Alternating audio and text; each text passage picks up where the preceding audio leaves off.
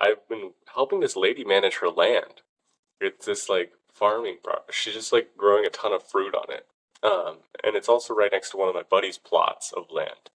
And he told me, he's like, hey, whenever you want, just go grab mangoes off the mango tree. Because I don't want to spend money on mangoes. I think that's ridiculous. There's literally an abundant amount of mango trees on this island.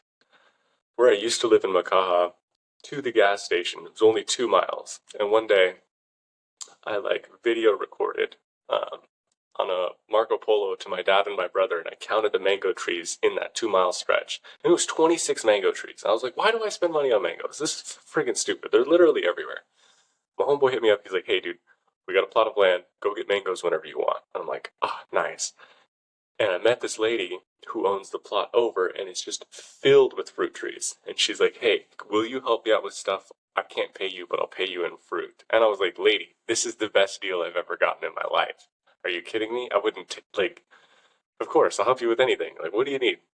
She just needs help cutting stuff down, like trimming trees and stuff like that, just help managing the land.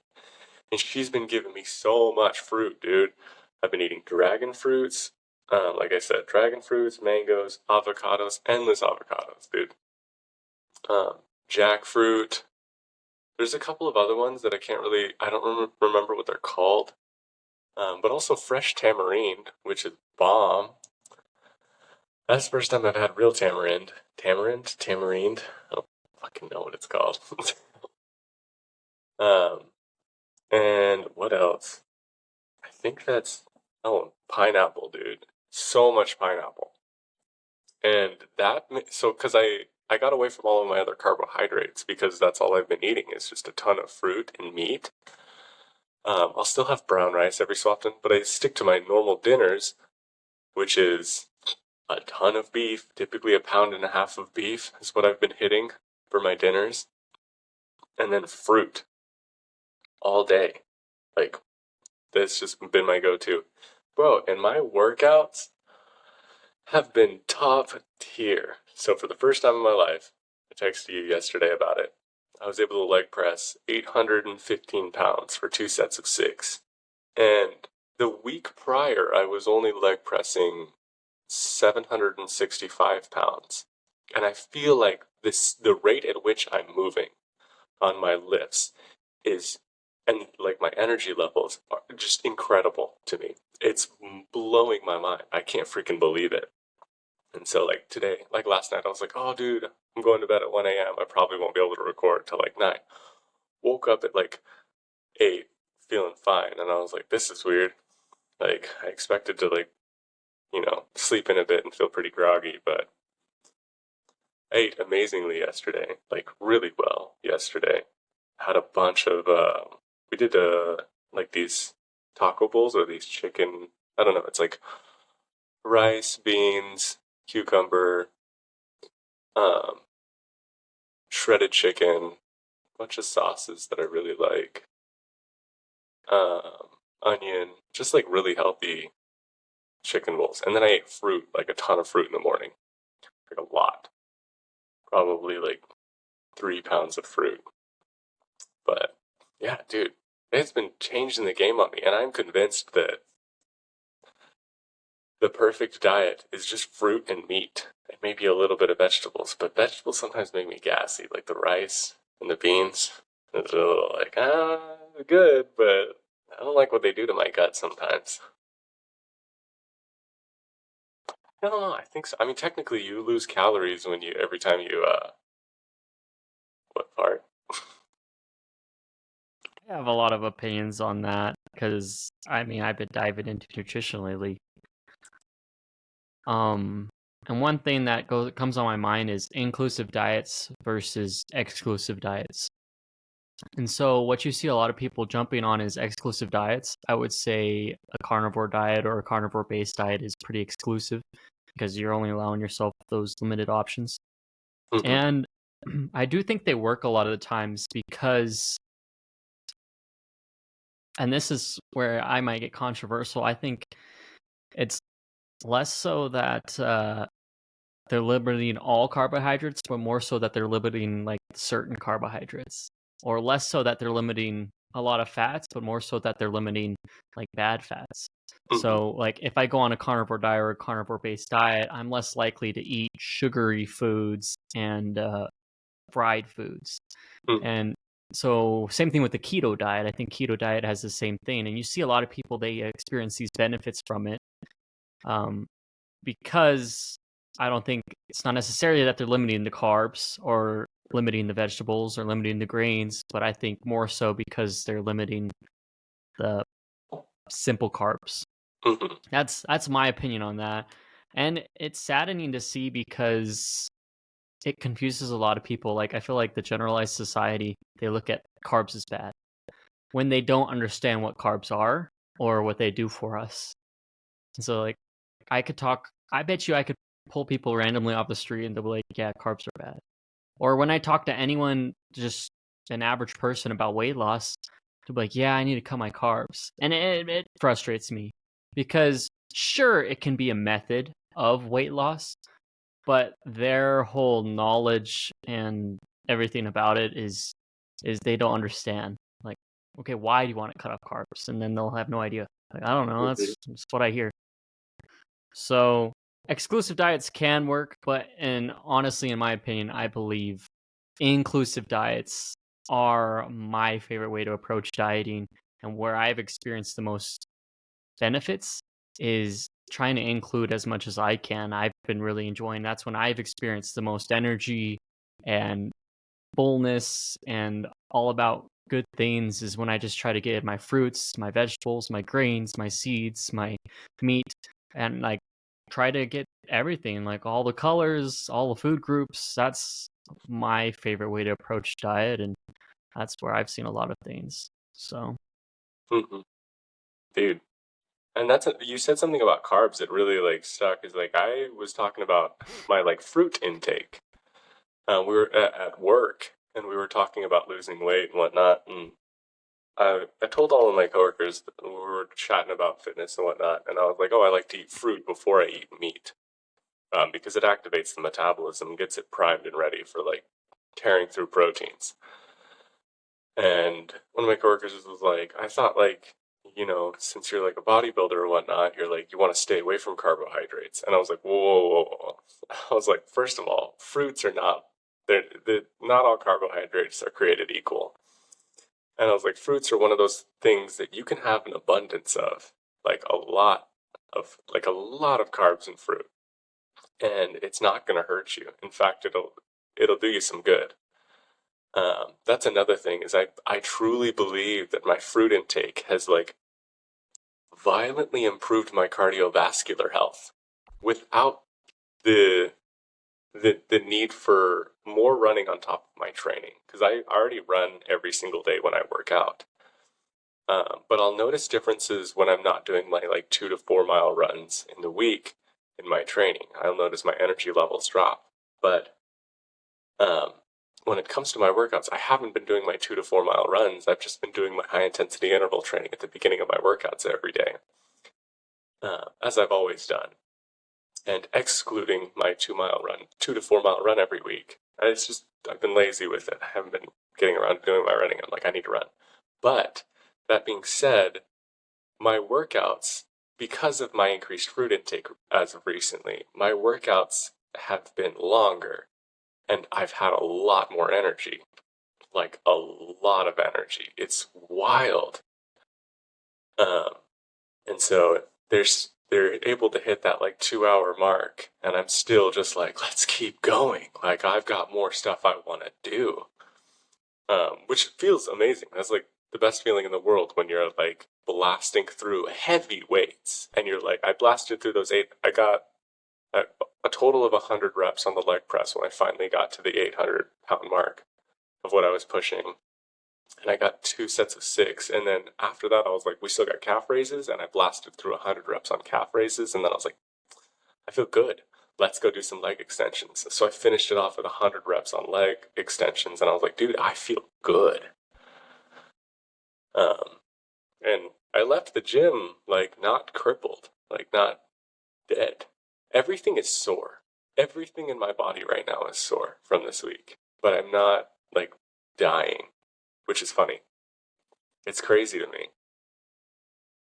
well, I'm impressed. First of all, you're saying about your coworker, just them knowing that fruits are carbohydrates. I think that's good on them because I know a lot of people they'll associate carbohydrates with just bad. Mm-mm. Like, wait, carbohydrates or like fruits are carbohydrates? I thought fruits are good for you. And then what are fruits? So I just think that's funny because I think we tend to group carbohydrates in this group, generally speaking, as a society, and Mm. we hear so much about bad carbohydrates just because a majority of what we eat, especially in America, is simple carbohydrates, right? And so carbohydrates has been kind of shifted towards that term, that definition of simple carbohydrates. When you say carbohydrates and people think of the effects of carbohydrates as the effects of, all our breads and fried foods and all of that. Uh, but really, I think carbohydrates should be thought of as you separate them into groups as you got your fruit carbohydrates, you got your vegetable carbohydrates, you got your grain carbohydrates, then you got your simple uh, carbohydrates, right? Your breads where you take stuff out, your processed sugar. So I think by separating them into different groups, uh, you really start to understand it better. And Mhm. uh, and at least in my diet, I try to get every good amount of every carbohydrate, fruits, vegetables, and whole grains. Like that's where I how I associate carbohydrates. But in terms of like what carbohydrates do for you, I mean, once you understand it and start to look into it, you start to understand like why, for example, like it helps you in the gym to eat fruits. And you understand that carbohydrates are your body's like instant energy, so to speak. Like when you need energy right off the bat, your body's going to need those carbohydrates. And so one thing is like I think of is nutrient timing. I don't know how much you've studied nutrient timing, but it gets pretty interesting. It's really petty. Like I have some clients that ask me about nutrient timing, but I'm like, let's first of all, like for example, protein. It's like first of all, get your protein in. Like if you're getting your daily protein in and it's not a problem, then we could start talking about the best time to get it because that's just like what 80% to then now you want to get that little extra 20% or something. Mhm. But one thing I've enjoyed in terms of like workout is starch and sugar before your workout. And so like you would eat a whole grain and a fruit before your workout, and your body can pull from both of those carbohydrates because they're different. Uh, I can't remember the words, but different way your body breaks down those carbohydrates, so you're able to pull from both of them at the same time. As in, like, let's say you had a whole grain bread and a fruit, your body's going to be able to pull from both those at the same time. But if you have two fruits, they're stacked. They're only pulling from one road at the same time. So I really like that method of nutrient timing. But in terms of speaking, like I think it's so funny society's general view on nutrition and especially carbohydrates. Like, yeah, I mean, like there's been people that wonder how my blood sugar has been, while I've been cutting, and it's been pretty low, and they think that's associated with bad health, and not necessarily. It's just it's just a lot of assumptions Mhm. Well, a and lot of people don't know misunderstandings, I that think. your body can produce sugars. Your body can produce glucose. Hmm. Um,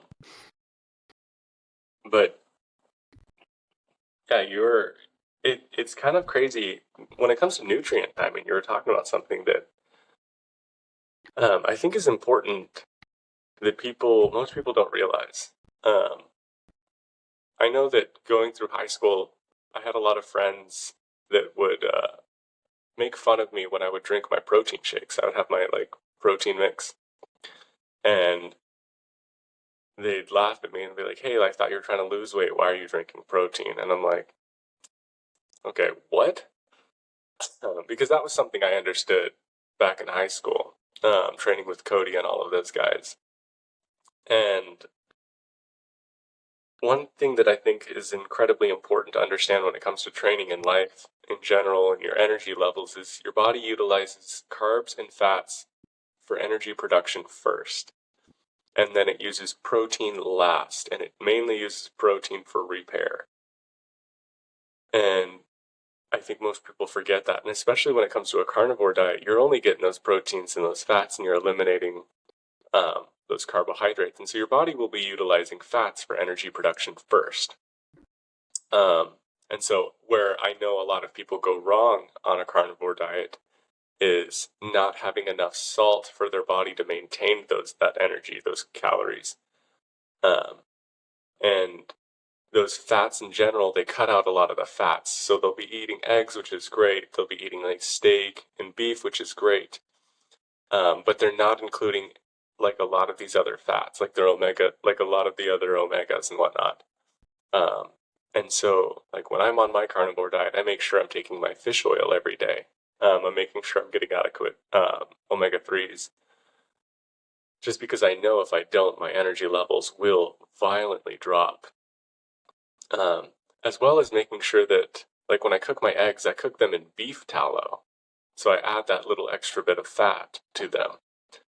And then obviously for me, because I have an aggressive sense of hyperhidrosis, I sweat so much. I have to make sure I get my adequate amount of salt. And if I don't, my energy levels are non-existent when I'm on a carnivore diet. Like I have to have my salt, and I have to have an abundance of it. That's another thing that's kind of funny to me. But yeah, when it comes to the nutrient timing before the gym, I do think that there is an important aspect of like don't eat right before the gym, because you'll get to the gym and you're like, especially if it's like carb heavy or something like that. Like I have oatmeal every day before the gym, and if I were to eat it 30 minutes before the gym, my workout's not going to happen, man. It's going to be pretty slow. But if I have it an hour before the gym, like my body has had enough time to like really pull those carbs out. I also add 2 tablespoons of peanut butter to my oatmeal, so there's a good amount of fat in there that my body can pull energy from as well. And then as well as the tablespoon and a half of honey. And so there's the sugars, which I've cut away all other sugar for the most part. Except when it's at work and where they bring in like some sort of sweet or something, I'll like definitely, because I am bulking, I'm like, all right, I'll justify one. Sure. But as for other sugars, I've done my best to eliminate all the excess stuff, the processed sugar. I'm trying to stay with just honey, because I know that when I have like table sugar, it always causes an incredible amount of inflammation in my body, and I don't like it. It slows me down. Yeah, nutrient timing I don't think is as important as getting your protein in, because I think that's what most people miss, is getting that protein, and then they're like, when should I? I'm like, don't worry about it. Just get your protein in. And yeah, it is something that I think a lot of people miss. I think there's a lot to that, and a lot for example, I think there's a lot of similarities and a lot of similar things going on, especially in the health and fitness discussions. For example, like training to failure, I've noticed is becoming a really hot topic. And one thing I keep hearing is, you can't train to failure too much, because then your muscles won't recover. But in my head, I'm like, how many people are actually training to failure too much? And I think it's along those same lines, it's just how many people are actually getting their adequate protein. Like, okay, if you're actually getting your adequate protein, then maybe you could look into a little bit of nutrient timing. But even so, it's like nutrient timing, I think the benefits of it are not so much. It's like having a protein shake before or after workout. Like, it's not that important. It does, sure, can help a little bit. But yeah, definitely in terms of nutrient timing, like I think an hour before the workout is definitely your pre-workout meal. That's the optimal time. I think it definitely depends per person, because I've eaten meals and went right to the gym right afterwards, and I'm pretty fine. But optimally, yeah, it does help if I get that hour to digest and let those nutrients go into my body a little bit before. But one thing I was thinking about as you were talking in terms of supplements is, I think people misunderstand supplements a lot and their intention. One side of it is, the supplement industry is they just want you to buy, they just want you to subscribe, and they're not really looking to help you, which becomes problematic a lot of the times. I mean, I'm talking about a lot of supplements. There are supplements that are great, good for you. But you got to be cautious and understand like what am I trying to get out of here? Like personally, I've been I've been taking protein for years. I've been taking multivitamins for years, and I've been encouraging my friends and my clients to get on protein and multivitamins. Recently, after optimizing my diet, I'm leaning off the protein and leaning off the multivitamins. And now people are like, what the heck? Like, you're telling me to get on these? And I'm like, you guys don't understand like what's happening here. So like protein is meant to help you reach your protein goals. Obviously, if you optimize your diet and have enough adequate protein naturally in your diet, you wouldn't need the protein shakes. Same as the multivitamin. Like if the multivitamin if you're getting like a wide variety of foods and calculating what you're getting from those foods, and you don't need the multivitamin, you don't need the multivitamin. I would say the average American or average human definitely probably needs a multivitamin, but it obviously depends on your diet and your goals. For example, like when I was losing weight, it becomes really hard to get enough nutrients in. I would normally take a multivitamin while losing weight, or protein. Protein's also really hard while losing weight. So protein shakes while losing weight is really optimal. But I think it also comes down to misunderstanding of like diet foods and diet sodas and such. One of my biggest pet peeves is people like, get off the diet sodas. Like they're so bad for you. Your body has a hard time just digesting them. And I'm not disagreeing, but to the extent is like, what's the purpose of these diet foods? Is this person realistically going to go from drinking a bunch of soda a day to not drinking any soda a day? Diet soda is definitely a step up, or these low calorie foods are definitely step ups.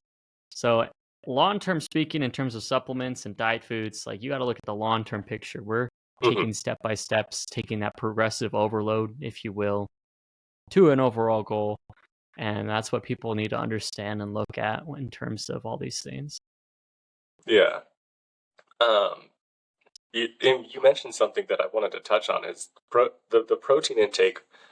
Dude, even like just to be revealing, even I don't hit my protein intake every day.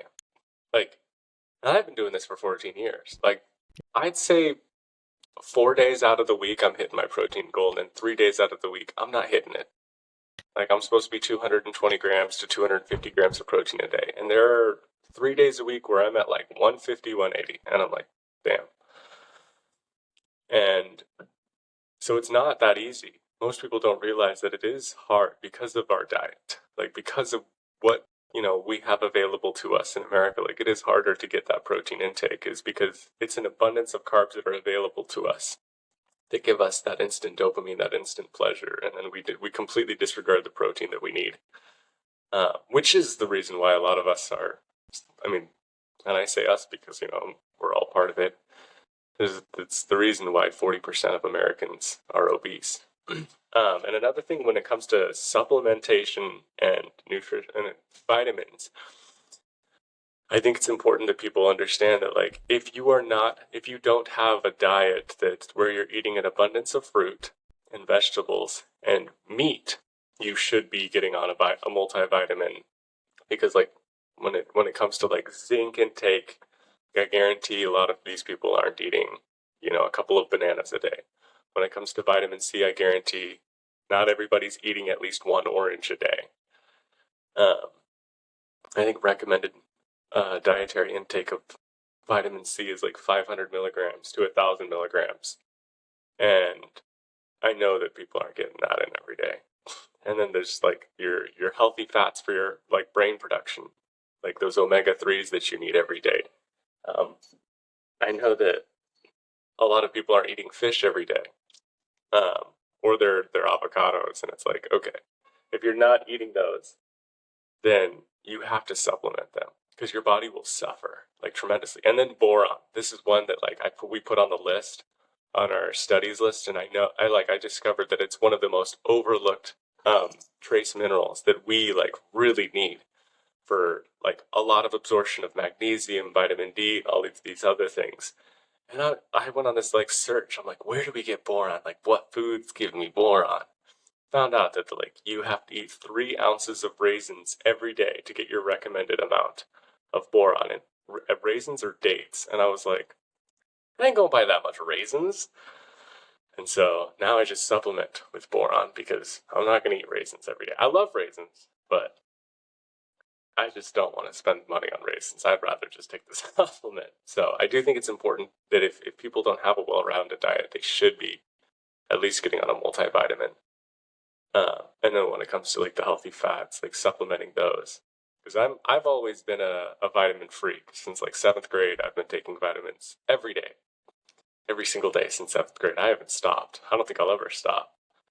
Um, but I have slowed down with some of the things, some of the vitamins and stuff that I do take that I already know that I'm getting in my diet. I'm like, okay, I don't need that. Like I'm good. Like I stopped um, with what was it? I stopped because I was taking beef liver capsules every day, and I stopped with those because I've got my multivitamin and my trace minerals, and I'm like, okay, don't need the beef liver.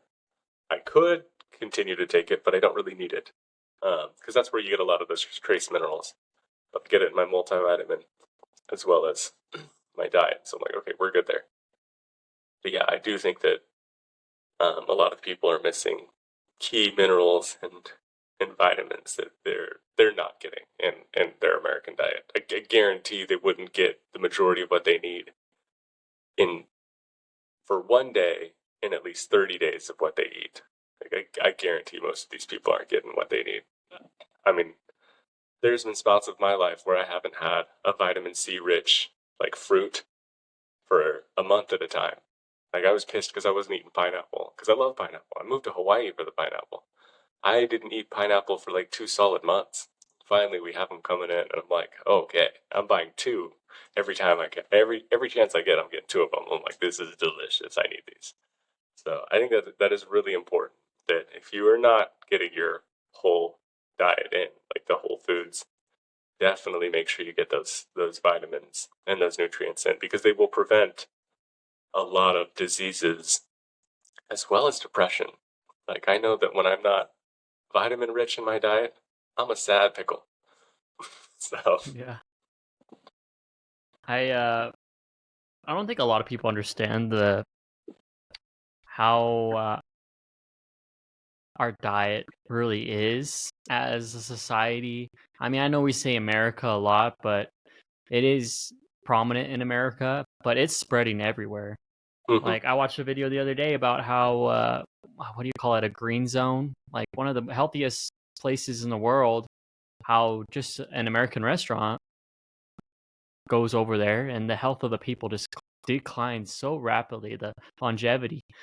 Um, and I think people need to look into why, what is wrong with our diet. And if you look at a lot of it really comes down to convenience, as we want to make foods convenient, and that's what's selling is convenience, right? Oh, that's going to take the least amount of time and taste the best. That's the two questions like each person's asking. It's like I want little time and what tastes the best, and what normally that boils down to is eating out or frozen foods. When in all of those, they have taken a lot of the good things out of the food. For example, fiber. Fiber is taken out of so many foods in terms of, that's what makes a carb a simple carb, is you take that uh, fiber out of that food and it makes it taste better, and but it causes problems.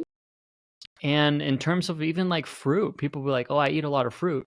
But fruit now is really different than it was a while ago. Like one of the most shocking things to me is looking at just like look at bananas, like now versus then. Like look up every fruit you can now versus then. Like grapes, like just think of anything. And it's crazy what we have done over the past 100 years. We have genetically changed these fruits to make them more convenient, right? We don't like seeds, we don't like imperfections. And so, yes, we're making them more convenient and easier to eat, but at the same time, we're taking out these nutrients. And it's wild to look at pictures. It's wild to look at the studies of how, like, a banana now versus a banana 100 years ago, the nutrient levels and what they look like. It's crazy. It's crazy. And so you wonder why we're all lacking in nutrition, is we're just making everything so convenient, so tasty. We're getting rid of what's really good. And that makes you think, like, yeah, pretty much almost everyone should be taking vitamins and supplements, just because it's almost impossible to get the nutrients you need or you should be having out of a diet. And I think a lot of people could be like, I don't need these, I feel fine. Do you really? Like, do you know how good you could feel? Like a clear head, a clear mind, a healthy body. Like, when you're getting that headache, that's probably from your diet. You're feeling lethargic, that's probably from your diet. Like, all these little things, you're a little depressed today, that's probably from your diet. Like, I don't think people understand how much better they could feel. They think they're fine, they think their diet's fine, but first of all, you haven't looked into what's wrong with your diet, and second of all, you haven't felt what it's like to have a good diet. Mm-hmm. So That's something that's incredibly prominent that I've noticed, is a lot of people don't know how good they could feel. And I think that's the reason why we chase so much dopamine and pleasure. And that's something I noticed in myself, is when I'm leading a very active and healthy life, I'm not seeking out vices. Like when I'm surfing, I'm going to the gym, and I'm eating really healthy, I don't care for like video games, TV. I'm just not interested. Like I'm so like and like entertained by my life. And I think it's interesting because like I think they did a study on this, that rat park or whatever, that I think it was like this was it rats or mice? Rat City or something like that. They did this study with rats where they had this drug water next to just normal water. And I think they laced it with like heroin or something.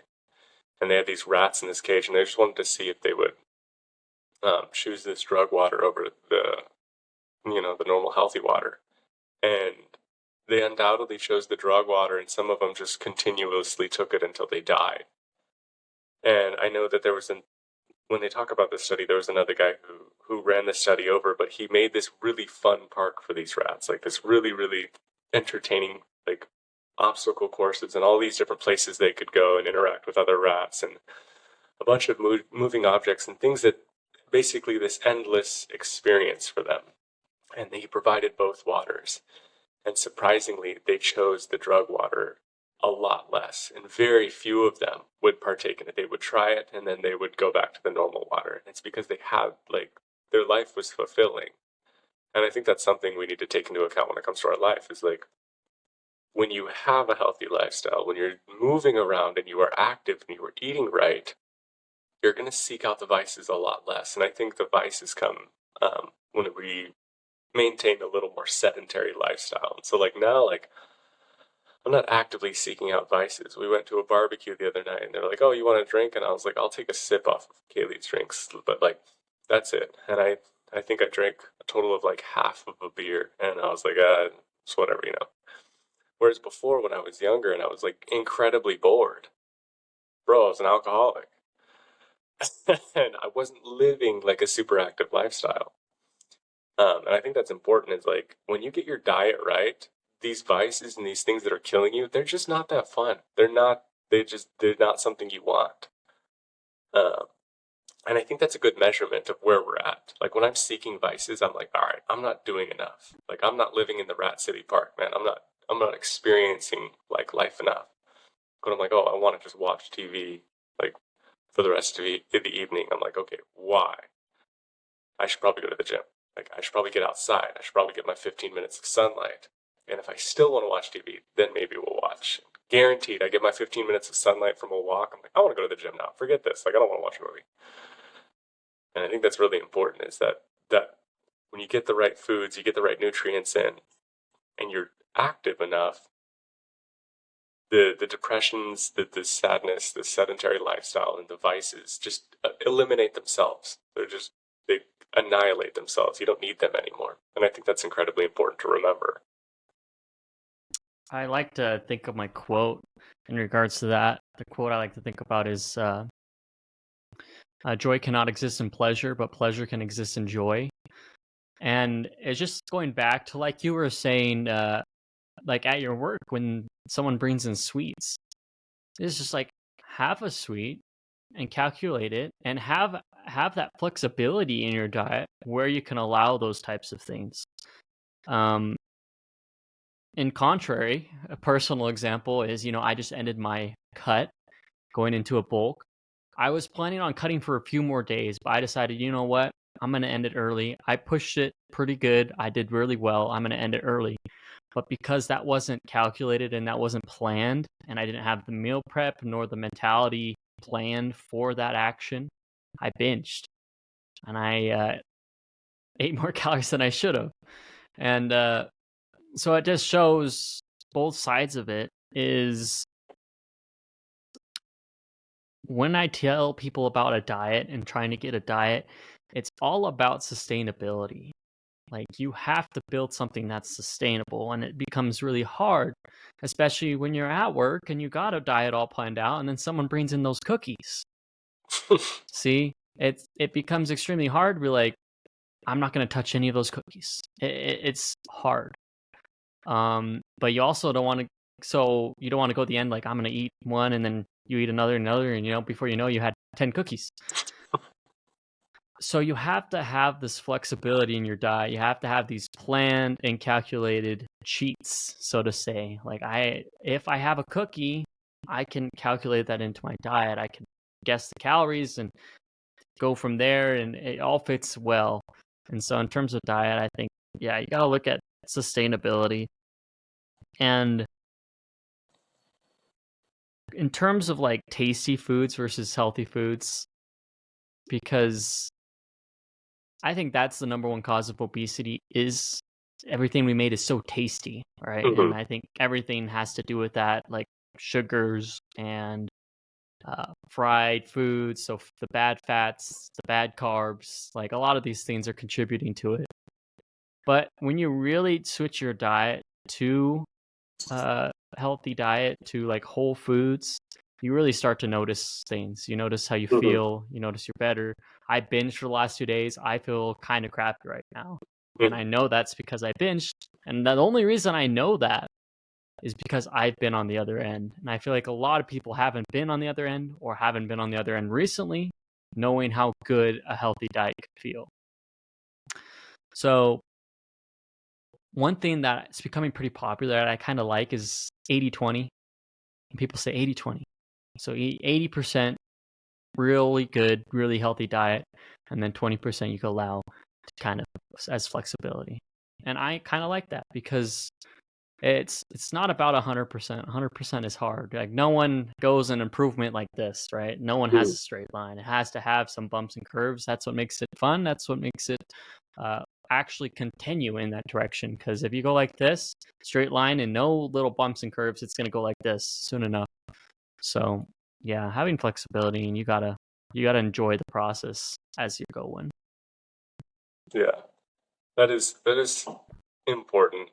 And you said something about being at work and having those sweets. I think it's important when it comes to those like moments, knowing how to say no to ourselves when it is the time to say no. Because when I was cutting, I'd say before I started this like heavy bulk, people would bring things into work, and I said no to myself like literally 100% of the time. Like they would bring in like literally a box of I think they were Airheads, and they sat on the counter for like a month, and it was a lot of them. Like it was a ton of them, and they kept refilling this box, and I wouldn't have any. Every day it was there, and I would look at it, and I would look at them, and I'm like, ooh, looks good, and then I would walk away. And in my head, I'd be like, nope, I can't have that sugar right now. It was when I was doing the 10 grams of sugar a day, and a single one of those Airheads would have hit me at like 14 grams, and I wouldn't be able to like eat like my coffee or whatnot for the day. And I was like, not worth it. I still want to have my coffee, so I'm not going to touch that. And it was important to know when to say no to myself. And I had to do that every day for a long time. They had that box there for, I think it was a little over a month and a half. And I remember my managers just kept filling it up with like Airheads.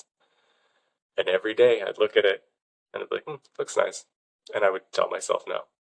Um, and I think that's important is like now they have other things available, which are less sugary foods, but they'll have gluten or something in them. And I'll look at them like, okay, it calculates in, I'll be okay. Right now I'm at 36 grams of sugar a day, so I can have one of those and I'll be all right.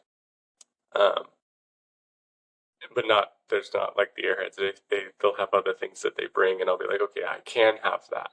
But this other thing that they brought in, I cannot have that. And I do think it's important to be able to say no to myself, because that's where like a lot of my dissatisfaction I noticed with my life before came from, was my inability to say no to myself, as I said yes to way too much pleasure and dopamine, and it ruined me. It completely just destroyed my mental health. And I find myself a lot happier when I know how to say no to 99% of the things that I want but do not need. So that is something that I think is incredibly important, especially now. I've noticed somebody in the vicinity of my experience of life is a coworker of mine. I actually don't want to talk trash, but I've noticed that they have a very dangerous relationship with food, and it worries me. And they cannot say no to themselves, to the point of them grabbing a lot of extra things. And I see this every day, and where like somebody will bring something in, like a sweet treat or something, and everybody will grab one, but this person will grab 3 or 4, and they're not lightweight, this person, and I notice it, and I'm like, this is a very dangerous relationship with food. And I know what's going on in the brain. It's this inability to say no to themselves, and it's destroying them in real time. And it kind of breaks my heart. And it reminds me like the importance of saying no. Knowing how to say no to myself will save my life and make me last a lot longer.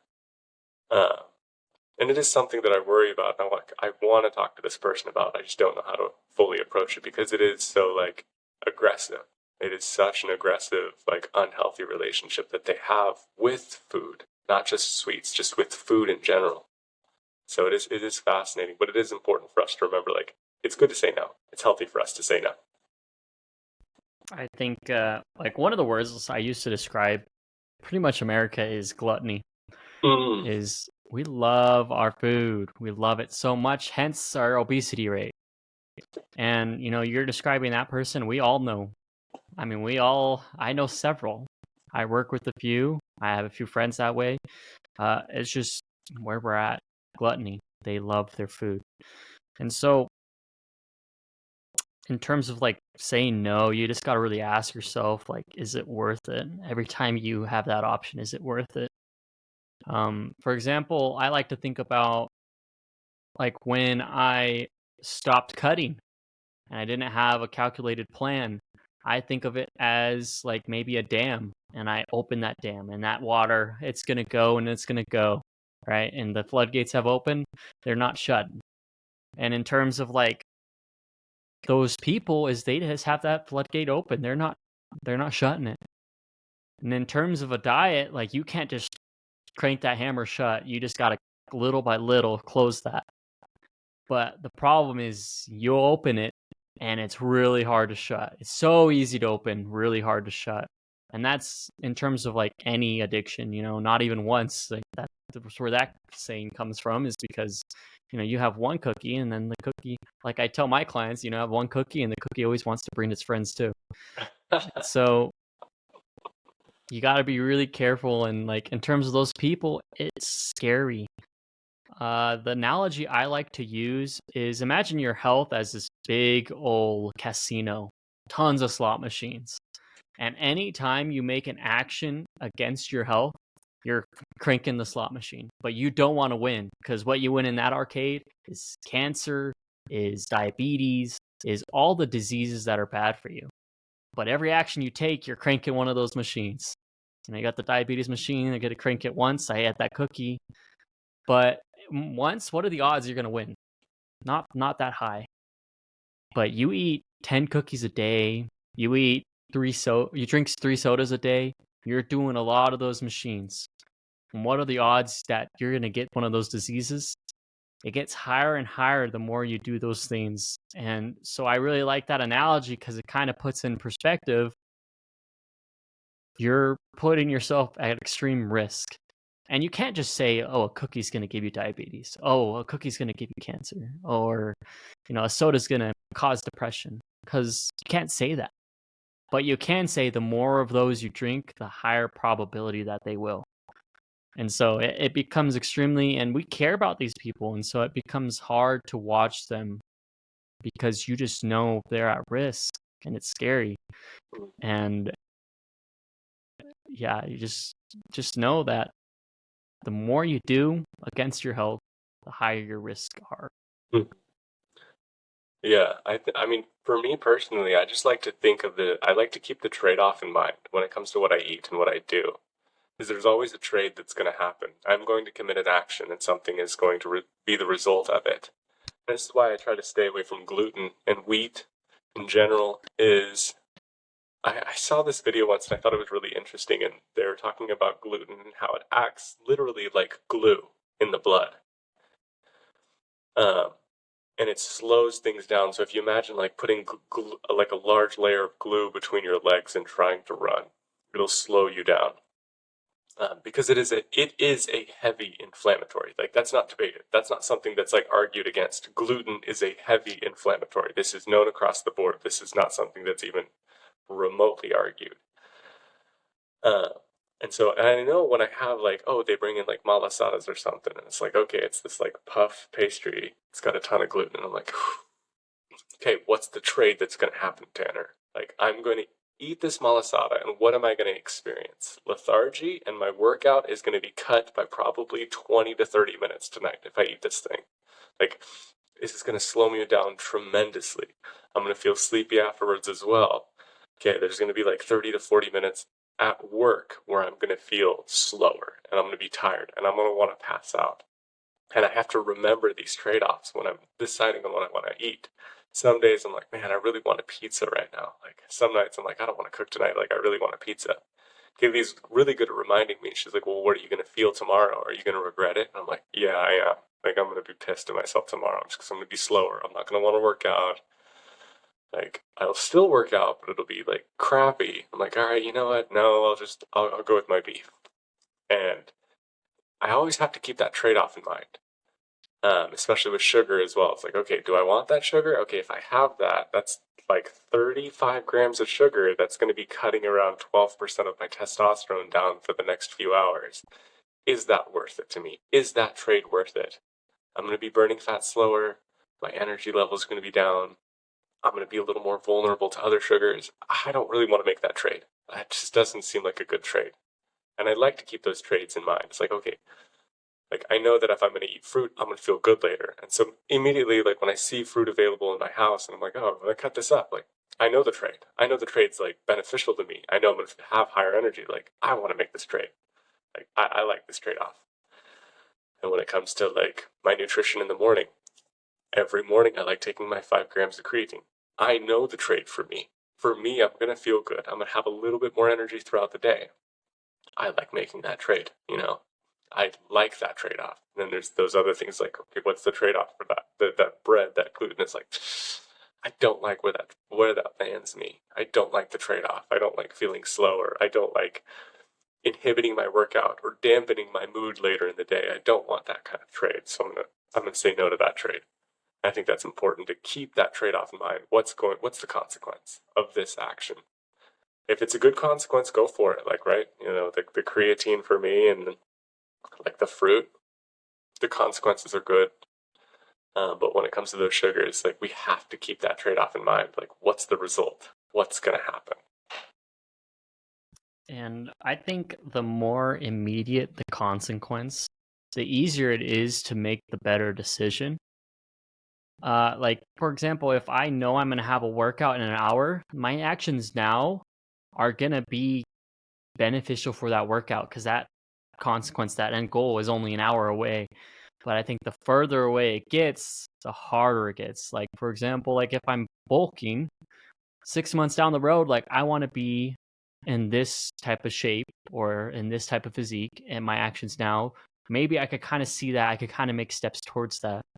But then as you get to like maybe 20 years down the road, the potential of having diabetes or cancer, like it becomes extremely hard to make good decisions now for that.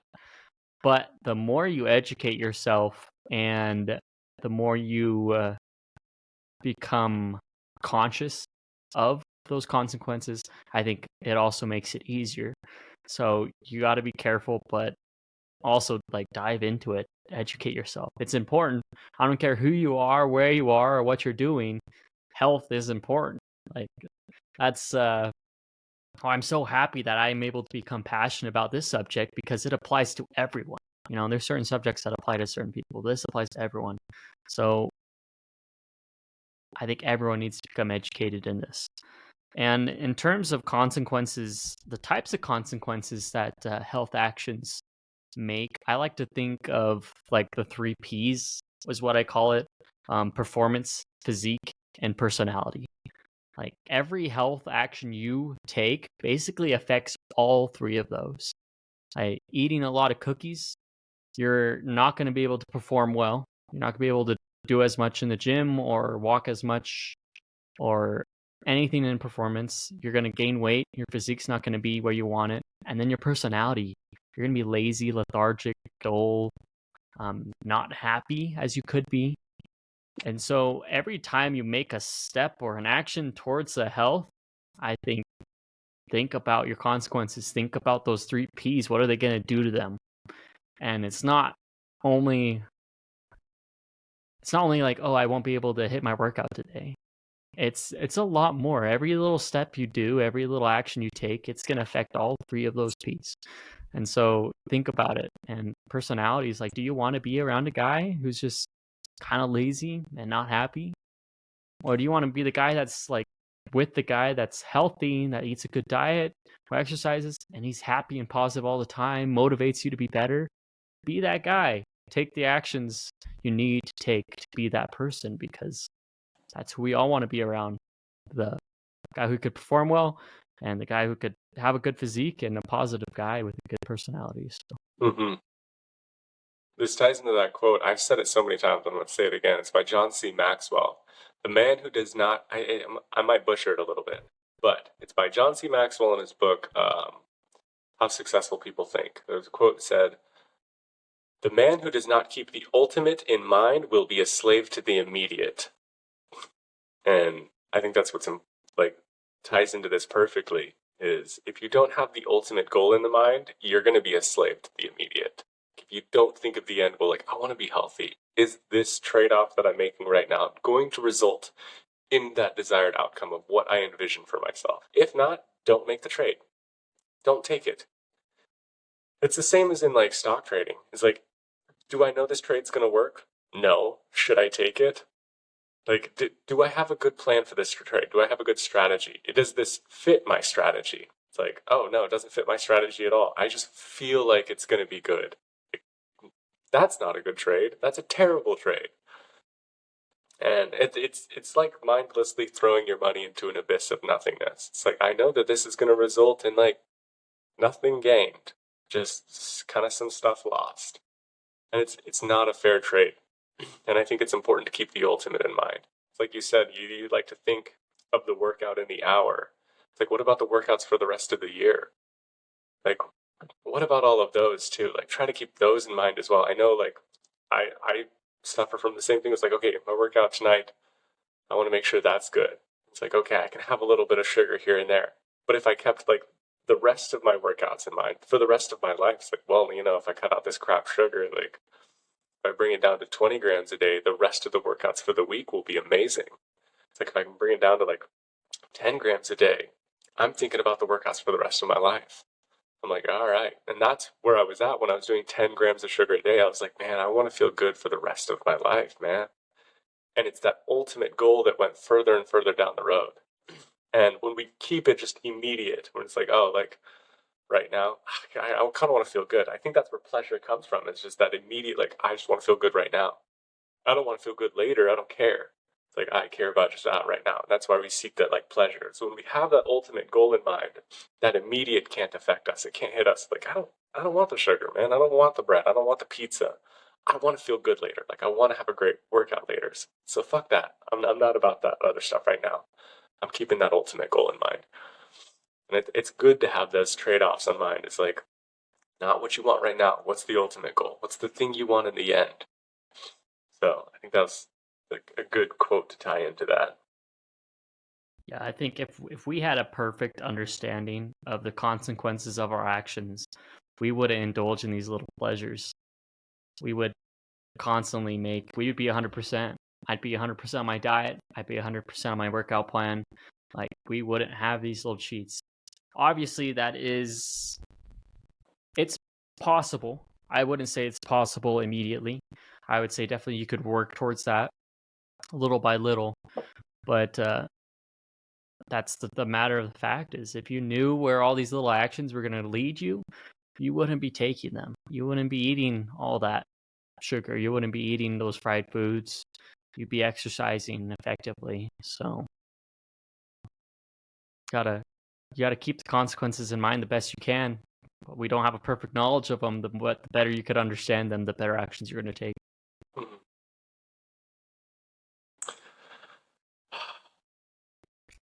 We all suffer a little bit. No, I think that's important, and I think of my coworker in all of this that indulges pretty heavily, and I think that's just what it all comes down to is that immediate versus long term. Is when I think of the times in my life where I was just eating like crap, it was like adding debt onto my life. It was like taking on debt, more debt when you're like eating like crap. Because I remember the times where I was drinking and I was eating a lot of sugar and carbohydrates, and it was that mentality. It was like, I'll work out later and I'll burn it off later. Like, oh, I'll put it off.